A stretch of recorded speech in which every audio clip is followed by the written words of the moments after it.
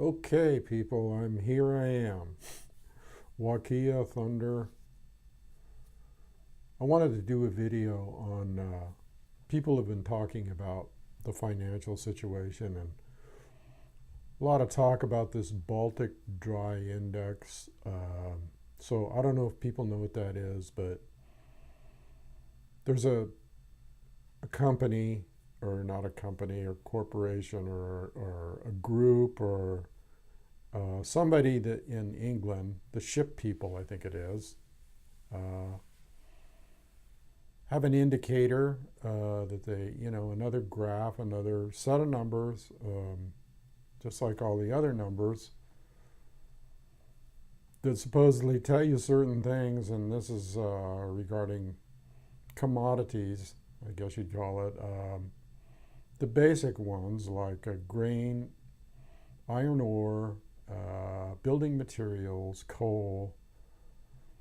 Now you can look at those as like you would look at the four basic colors. Okay, as an artist, you have four basic colors, and you can take these colors and make a million different colors. I think they're red, blue, green, and yellow, and that's the way it is with the Baltic Dry Index. They base it on the four basic things that produce all these other things. Okay, so that's where that's what that means. But my question is, how do we know they don't manipulate those numbers for some reason or another? They could.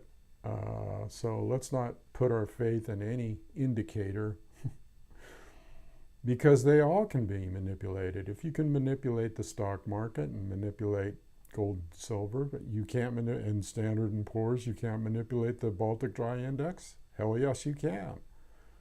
Now, you might say, well, it doesn't look good for them. Well, maybe they don't. Maybe it's a look over here scenario, because we don't want you to look over here because this is even worse. That type of thing. Now, if people really want to talk about what could make this country, or let's put it this way, a black swan event, let's say, with that whole thing. Now, I mentioned container freights, and I put up a video about it, that carry all the goods. It's sea and land, sea, land, right? Sea is the container ships that come across the sea to the port of Long Beach, unload there in the thousands. I mean, everything we get from overseas, everything's made overseas now, almost everything. So they unload the containers. There's those long trains that you saw in the video that I posted, pull in, and they have these big cranes that just dump that lift the containers and just plunk them right down on those, what they call well cars. Okay, well cars for the intermodal freight. And then those intermodal freights take off, and there's two main railroads, BNSF and Union Pacific, because all the other railroads merged basically into those two. There's a few others, CSX, Norfolk Southern back east, but I'm talking about intercontinental, coast to coast. Now, if you really wanted to mess things up, if people really wanted to create havoc, let's put it this way. If the railroad engineers and locomotives, let's say, went out on strike, or the dock workers went out on strike, and the locomotive engineers and the conductors went out in solidarity with them, that'd be party over. Minute those trains stop running, it's a major catastrophe for the nation as far as goods and items being on shelves, because those goods and items more or less basically come in not on a store it up type basis, but as on demand, not bulk storage, because some of the stuff is stored, but food, no. That comes in. That's the most important thing, right? Okay, so that scenario would be the locomotive engineers and the conductors. There's two in a cab for one of those big trains. Isn't that amazing? And they even have remote control on the engines that are in between they'll insert, depending on how many cars they have, they'll insert locomotives right in the middle of the train to boost it, and then they'll put some at the rear also. So you might have a 140 car train. 80 of those a day, you figure it out. That's where we get everything. So if those people went on strike, or if that went down any other way, and I won't even go there, there would be chaos and havoc in 2 days. And so that's why I don't know if the locomotive engineers and that union still exists. I'm sure it does. But if they recognize the power they had to go out, because you can't train locomotive engineers and conductors overnight. Sorry, it's almost like being an airline pilot. I mean, when you're a locomotive engineer, think back on those trains in the video. There's hundreds of thousands of tons. I'm talking tons here. Behind them, okay, and with their locomotive. And when they go down a 3% grade, if you don't know what you're doing with the air brakes and adjusting the dynamic brakes on a locomotive, your history.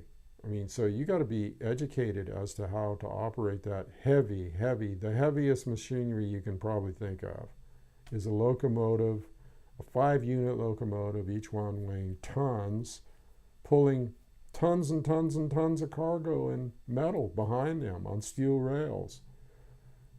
You tell me if you think that'd be easy to do. You got to continually make adjustments in the braking and in the power, and they use the traction motors, the electrical motors that are on the wheels, okay? They reverse them, make generators out of them, which disperses heat through the top grids of the locomotives. But when you make a generator out of a normal, you reverse the engine, or what the engine does. You change it from an engine into a generator, which causes a braking action, and then you got air brakes too. It's really complicated, people. Because the traction motors on the wheels are driven by a big generator.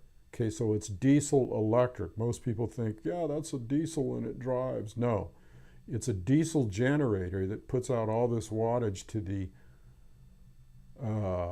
engines, okay, the electric engines on the wheels of the locomotive, which turns the wheels and the train takes off, okay? So it's kind of like diesel electric. It's not easy to run those things, the point I'm trying to make here.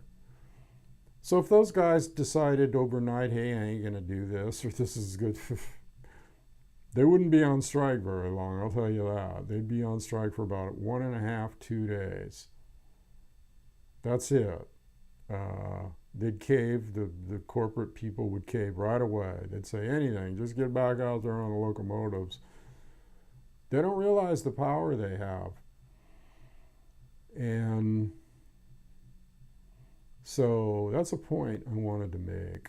That's something more to look at, I believe, than the Baltic Dry Index. It's like how that whole situation's running, because that's the real lifeblood, the commodity, the juices of the nation, the veins, the main arteries, is the railroad and the trucking industry that comes off of that. So what if the truckers and railroads and longshoremen all went on strike? You'd be in a world of shit. Or went on strike in solidarity. I don't want to give anybody ideas here, but so that's one topic I wanted to cover. And then the other topic I think I wanted to cover was the ivory tower syndrome. People living in ivory towers. I was looking at these two giant towers right outside the view I have out this window. Giant, two monolithic looking, dark, on the skyline of San Diego towers. I don't know, people. They sure look like the number 11 to me. They look like the number 11 because there's two of them. And it's like, that's a master number in numerology. So who knows what they're doing, what games they're playing, what they're trying to convey. We took over here. And then they sit up there in those what I call ivory towers, the rich and elite, because I see apartments up there. I can take out my looking glass and look up there. And there's apartments up there, people, with people living in them. Nobody can afford that except the central bankers or the rich and elite. And so they look down. And I'm kind of like where I am right now, I'm on the 9th story, so I can kind of look down too. I can kind of envision what their view of things is as far as how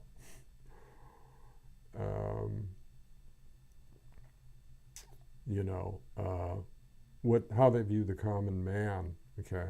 Because when you're up 9 stories and you're looking down at all the little cars going here and the people walking around and the little street fair and the blah bitty blah blah blah, you're looking at it like, yeah, those are ants.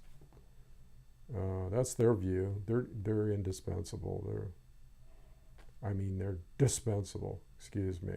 We're indispensable. They're dispensable. That's what they're thinking. And how can we control them? How can we manipulate them to? Because they're sitting up there and it's like a game to them. They're looking down there on all those little people walking around. They're going, yeah, that's John Q. Public. I'm seeing my aura right now, not to get off the subject, but I don't know if any of you can see it, but I'm seeing it. Maybe you'll see it on this video because of the lighting, because sometimes my aura gets kind of bright. I'm seeing it. I don't know if anybody else is, but I thought I'd mention it.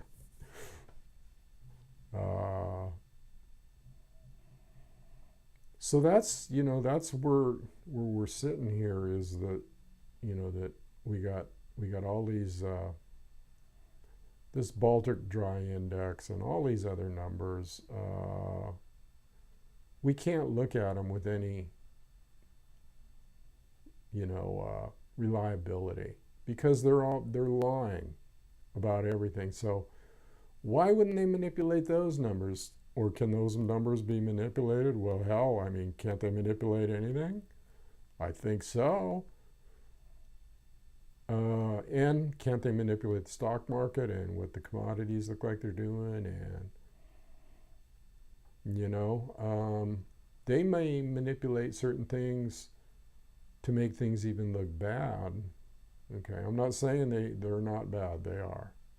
Don't get me wrong here, but I'm saying this is what they could do to cause fear in people, although people wouldn't know the difference. So I guess that argument's out. They don't look at these numbers like we do. But then maybe they don't want the wisdom keepers, the smart ones that know. Maybe they're trying to fool us too. Don't know about this. You got to think like a warrior. You got to think like a strategist. You got to think like Sun Tzu's Art of War. It's all about strategy. All of these things that we're talking about, like goods and services, that's like laying siege to a city. That would come under Sun Tzu's Art of War. Manipulation of the people. Anything. It's a different kind of war. Okay, just like Japanese businessmen used Musashi, the famous swordsman, wrote a book called The Book of Five Rings about strategy and swordsmanship. He was the greatest swordsman Japanese swordsman that ever lived. Kajaro was a close second, who he killed with a wooden oar.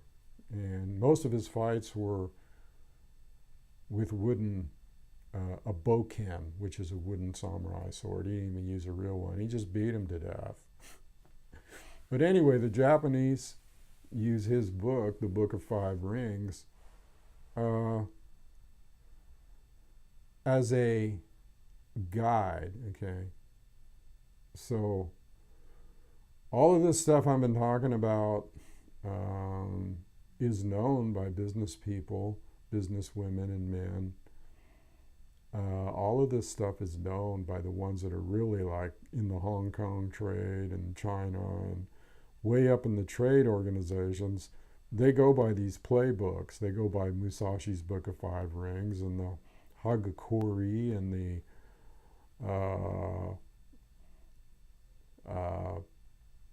whatever book they want to use. Sun Tzu's Art of War. Strategy books. That's how they think. And that's how all our goods and services ended up in these Asian countries, because the Asians came over here and the stupid Americans said, yeah, come tour our factories and check out how we do things. So the Asian businessmen came over, checked out the factories, checked out how everything was made, went home and did it better, for cheaper. That's how it all started, people. We just gave our technology and craftsmanship, we gave it away. It didn't even have to be, industrial espionage. We gave it to them. Aren't we brilliant? So, if we give them that, then we gave them the whole ball of wax. I mean, they came over here and saw how our system worked, and then they just went over and applied it to their own system, which is not like our system. Okay? I'm talking culture here. I'm talking thousands of years of culture inbred in these people and winning battles on all levels. They got it heads over Western thought, Asian thought does, or even other Middle Eastern thought, Arab thought. So anyway, I guess my whole video here is really about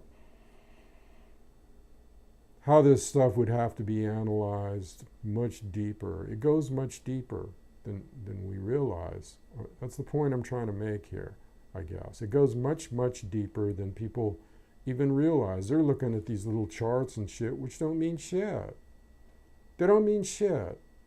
They're way beyond that. They're just like putting those charts out there to make you go, ooh, yeah, no, yeah, ooh, that's good. Ooh, let's try that. No, that don't feel so good. Know what I'm saying? Mass manipulation over and over. Be careful, people.